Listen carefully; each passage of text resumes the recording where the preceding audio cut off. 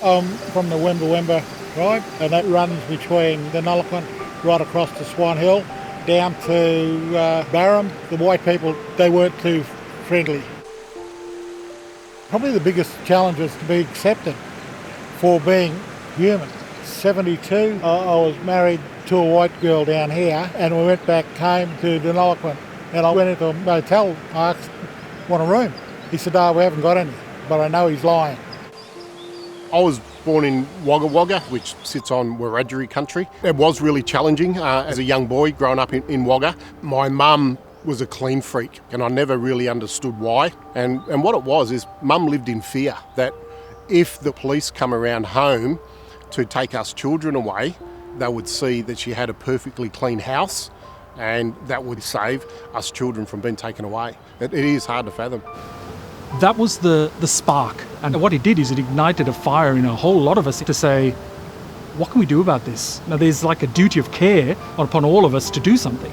One of my business partners, Daniel, introduced me to Soyan Punyadasa, one of the owners of Aqua Metro Services. He wanted some advice and support around their Indigenous engagement or the diversity and inclusion component of their expression of interest and then subsequent tender. The Melbourne Water wanted to make a real difference in the areas of diversity and inclusion and social procurement. Creating meaningful employment opportunities for Aboriginal Australia was high on the agenda. One of my recommendations was to participate in the cultural awareness training that I facilitate. Leon told a story about when he was a child and he saw headlights come up a driveway, and that was a signal for all the children in the house to actually hide. I started to think, I'm in a unique position as a business owner to actually make a difference. And that's how we got to meet Leon Egan, and from then on, through the Wara initiative, got to reintroduce Daniel into the fold, but then also to meet David George. Creating 100% first of its kind Aboriginally owned construction business is very unique. I don't believe it's ever been done before. The Aqua Metro's tender to us impressed us because social value was a real driver for us. It wasn't just about cost or the ability to deliver. We wanted to come up with a name that was going to have some real relevance to our project initially. Warraparing, it's a Wemba word, which is my mob and Leon's mob, which means come walk the path together. And a lot of companies have best intentions but tend to tick a box for social procurement. We were purely focused in on making a difference in Indigenous people's lives. A very clear plan was drawn up in partnership with Melbourne Water and Aqua Metro Services, and for the last 18, 19 months we've been employees of Aqua Metro Services with the Wara Indigenous Project, learning and finding our way in the civil construction space as a 100% Indigenous owned business. Dave and Daniel are actually best of mates, but they also bring some significant skills to the business as well. They're learning about tendering, pricing jobs, leadership courses, bookkeepers, the whole gambit of what it takes to run a business. There's a myriad of tickets you need to have. So we started off getting the guys ticketed up, getting them into different circumstances. From pipeline installations to earthworks, with the ability to do non-destructive digging. The future for Wara is really strong. The Wara Indigenous Project is going to turn into Wara Civil in partnership with Melbourne Water with non-destructive digging trucks. I'd like to officially unveil our first truck. Most importantly, it's about economic empowerment. For every dollar of revenue with an Aboriginal business, over 4 times the value in social and economic value grows. So that return is a phenomenal impact. The watering holes up the top symbolise Aqua Metro Services and Melbourne Water. The streams flowing into our business, that's the guidance and the knowledge that they're passing down to us in our business. That's the story of Warraparing right there on the side of the truck.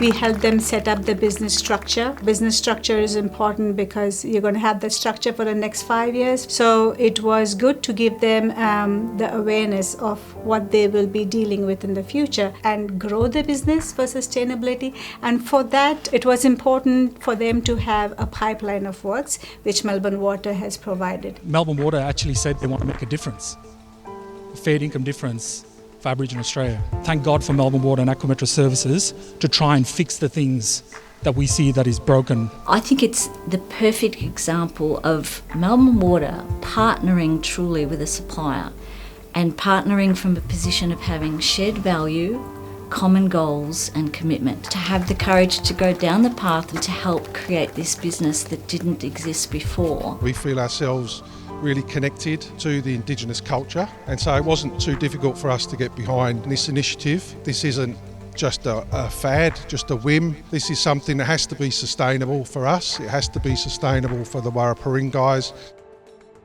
For any success of the business, 3 things are important. The first one is the hard work. Second, it needs a passion. And the third, it needs a strategy behind it. That's exactly what happened here. Everyone wanted this to be a success. That's the passion what you need.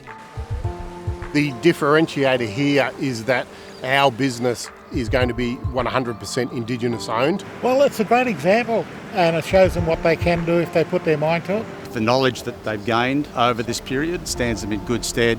It'll blossom. It's fantastic that we've been recognised through the Australian Water Association with the Victorian Award, and that we're now being considered for the National Award. I think more organisations should support Indigenously owned businesses, not just throw money at them, not just throw jobs at them, but really walk the path together. Yes, it's for a better future for an Aboriginal Australia, but it's also for a better future for non-Indigenous Australia as well.